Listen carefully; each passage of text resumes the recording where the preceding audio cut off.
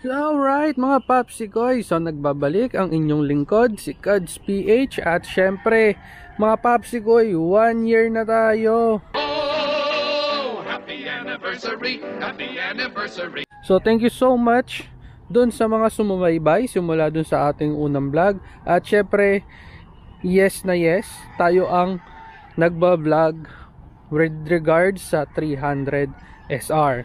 Ano nga ba meron ngayon? So dahil nga 1 year na tayo, so syempre iisa-isahin natin reviewin ang mga na-experience natin with 300 SR sa loob ng isang taon. For natin simulan guys, gusto ko muna pasalamatan lahat ng mga sumubaybay. Thank you so much. At syempre tuloy-tuloy tayo. Meron lang akong ipapakita dito mga Papsi. Meron kasi mga nagtatanong kung paano daw tanggalin ito, itong clip na naghahawak sa cable na papunta dito sa brake. So syempre yung cable natin sa ABS at syempre yun dun sa disc brake. So ayan, so bali ganito yan mga Papsi. Pag natanggal nyo na tong plastic, itong fender, is meron siyang nakatusok lang naman to. So pipisahin mo yun nasa likod and then ipupush. So matatanggal na yan. Okay?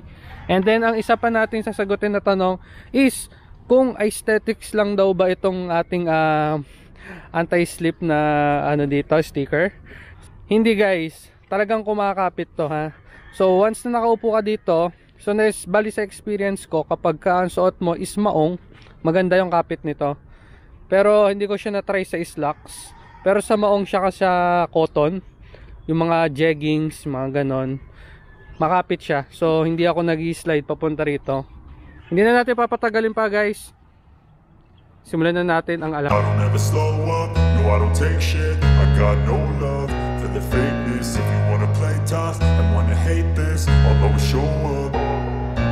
I don't ever slow up, no I don't take shit. I got no love for the fakeness. If you wanna play tough and wanna hate this, I'll always show up and make a statement. I don't ever slow up, no I don't take shit. I got no love for the fakeness. If you wanna play tough and wanna hate this, I'll always show up and make a statement. Everything I do so instinctive and so passionate. Every word I move so descriptive like an adjective. I got a vendetta against people who patented being negative when you should be getting after it.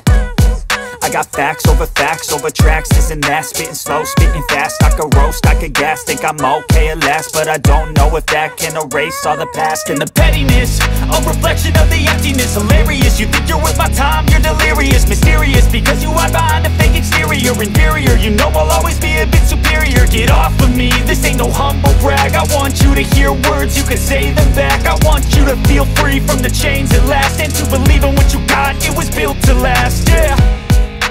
Now that I've been put through hell, I never got anyone's help. I had to do it all myself.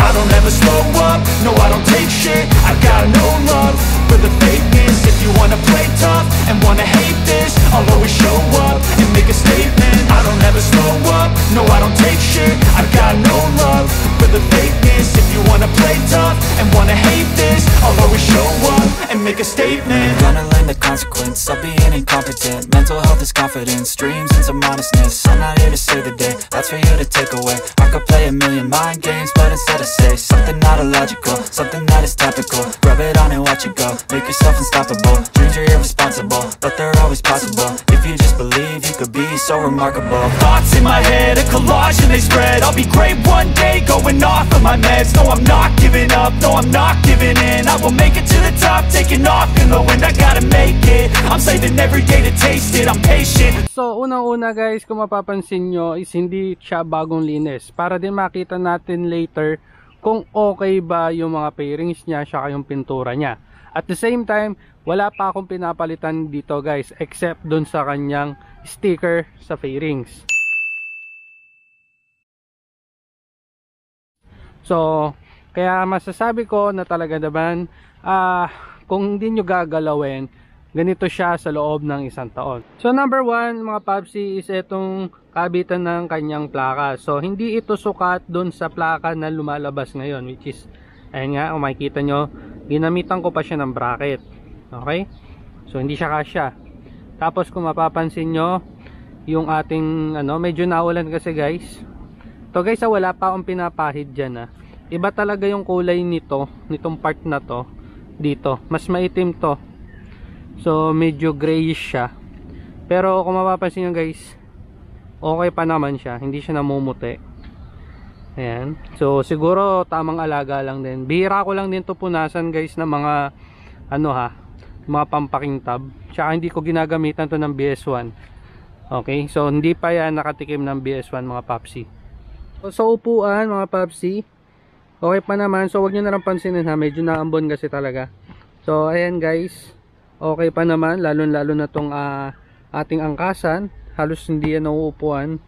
So ito, ganun din, hindi rin pa nagasgasan, hindi pa masyado, pero parang meron konti, meron. Talaga magagasgasan to guys, kaya ako din nilagyan ng sticker para hindi magasgasan tong part na to once na may umangkas sa akin. So ito naman dito sa upuan ng driver is okay din naman. Yung iba is may naka-experience na nababasa daw yung upuan. Hindi ko lang sure kung dito pumapasok sa dito sa may tahi. Ayan guys, kung mapapansin nyo. Pero sa akin wala naman so far. Hindi ko pa na-experience na nabasa itong part na to, yun nasa loob. Kagandahan din dito sa stock na leather ng upuan is etong nasa may harap is anti-slip na rin siya, no? Hindi to masyado madulas tong part na to guys compare dito. At the same time naglagay tayo ng anti-slip dito na sticker, so which is nakakatulong din. Ayun guys naubra yan. Okay, so baba tayo dito ng konti. So kung makikita nyo may mga konting gas-gas yung ating mga crash guard kasi nadadali, minsan tinutungtungan ko rin, may mga konting gas-gas, pero sa awa naman ng Diyos hindi pa naman natumba yung 300 SR natin. Itinumba ko siya dun sa previous videos natin, pero yung hindi sinasadya na pagtumba is wala pa naman. Papansin nyo, etong ating makina rito maganda pa rin tignan. So punta tayo dito sa may bandang likod. So sa kadena, ayan, medyo maputi pa. Galing yan dun sa yung huling naglinis ako, nilinis ko na rin yung kadena gamit yung Kobe cleaner. So, first time ko gumamit ng mga papsi, pero okay pala yun At the same time, sa loob ng isang taon, medyo maganda pa naman yung pre-play niya. Medyo okay pa naman yung kadena natin. Hindi pa naman ganun kaluwag. Okay. Dito, sa may cambio naman, medyo okay pa naman siya.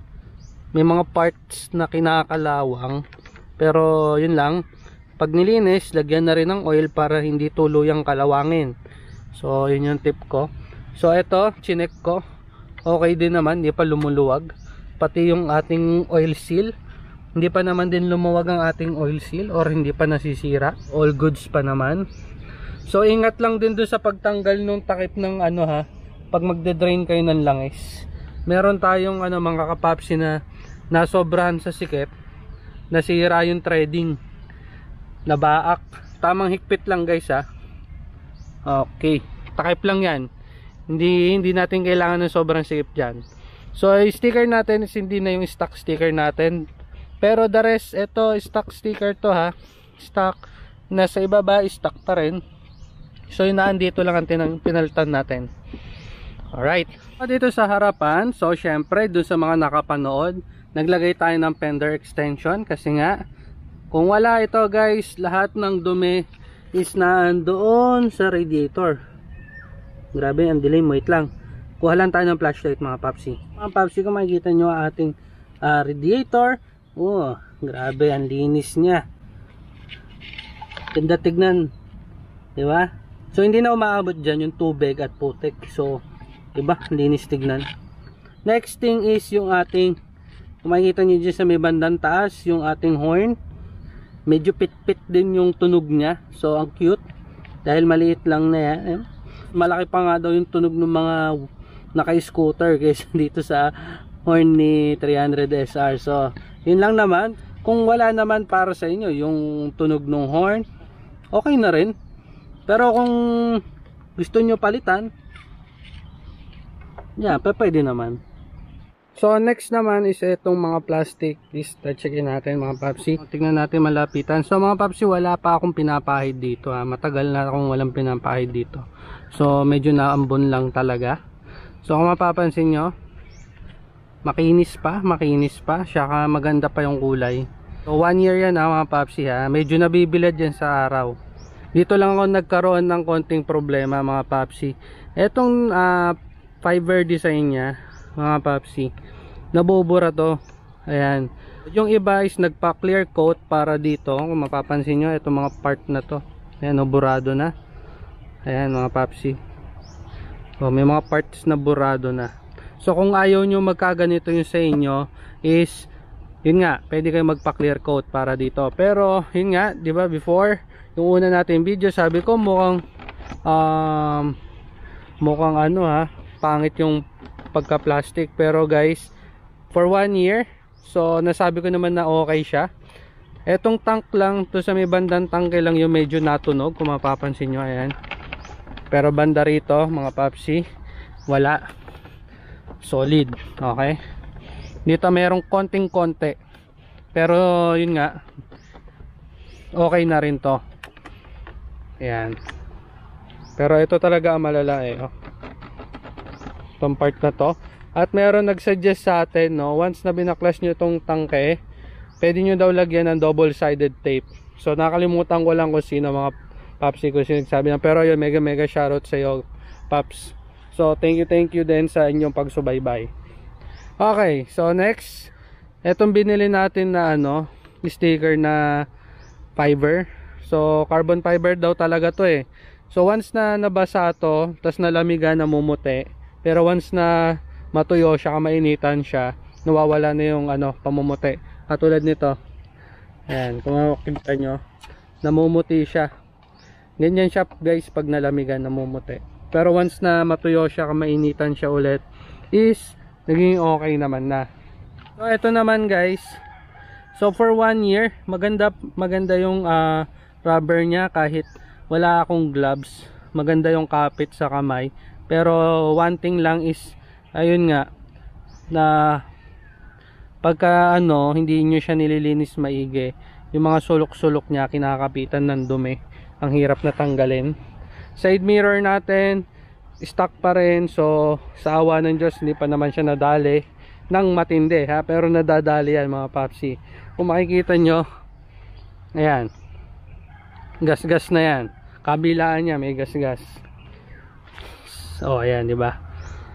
Sumasabit din niya mga papsi, hindi lang nasasabitan ng matindi. Alright, so balik tayo dito sa ating windshield. So makikita niyo mga papsi, meron siya mga konting scratch, pero di naman natin kasi may iwasan dahil itong ating harapan ang sumasalo ng kung ano man ang paparating sa harapan. So anyway, ayun, syempre nakakadagdag din sa gas-gas nito syempre yung ating basahan na ginagamit, no? So kung hindi maganda yung basahan na ginagamit natin, makakadagdag yun sa scratch nito. At the same time, napakahirap linisin nung nasa part na to. Ayan, hindi kasya kasi yung daliri, or hindi nyo masusungkit dito sa likod pag nililinis. Yan, hanggang dyan lang nalilinis ko. Kaya once na tinanggal ko tong ating windshield, talaga naman nililinis ko pati yung nandito sa loob. So since mapapansin nyo, hindi natin nililinis yung part na ito. So kung makikita nyo, itim pa rin naman siya, pero medyo iba yung kulay dito sa manalilinis. So I hope na if tanggalin natin ulit itong windshield, is maganda pa rin yung pagkaitim nito, no? So malaman natin yung sa susunod mga papsi. Okay, dito naman sa ating ilaw, all goods. Hindi siya nangingitim, maganda pa rin, clear na clear ang kulay. Ayan. So kabilaan mga papsi, clear na clear pa rin ang ating ilaw, at hindi pa rin naman tayo napupundihan ng ilaw. Pagdating naman sa performance mga papsi, sa takbo niya, feeling ko is halos wala naman pinagbago, no? Same pa rin ang lakas niya before and nitong nag 1 year na siya. Okay, so ano yung mga napansin natin na nagbago sa performance? Unang-una is yung brake.